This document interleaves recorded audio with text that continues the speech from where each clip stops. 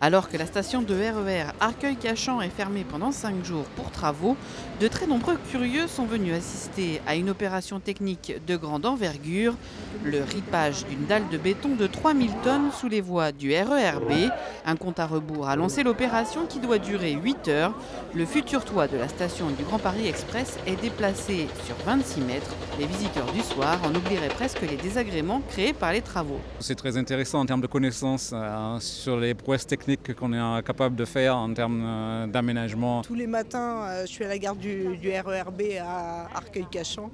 Je regarde le chantier et puis vraiment là, le plaisir de pouvoir être dedans, de voir vraiment comment ça se passe, c'est génial, quoi. Un chantier de base, c'est pas forcément de quelque chose de très sympathique. Et là, le fait de le rendre convivial, je pense que c'est là aussi quelque chose d'assez original. Panneaux explicatifs, ateliers, expositions, spectacles, fanfares et gigobitume. Ce soir, les visiteurs ont accès à de nombreuses explications ou activités pour mieux comprendre le chantier de la ligne 15 et ses nuisances. Une soirée festive pour un chantier historique. Oui, il y a de l'impatience, il y a de l'exigence et tout cela est réglé par le dialogue permanent que la Société Grand Paris tente de maintenir avec les équipes municipales, avec les populations. Les chantiers de la ligne 15 ont démarré en février dernier.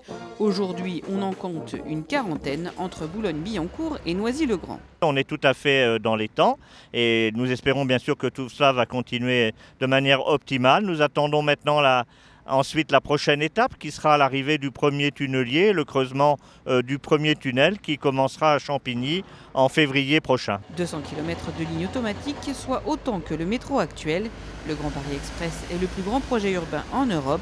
La ligne 15 devrait être mise en service à l'horizon 2022. Encore un peu de patience.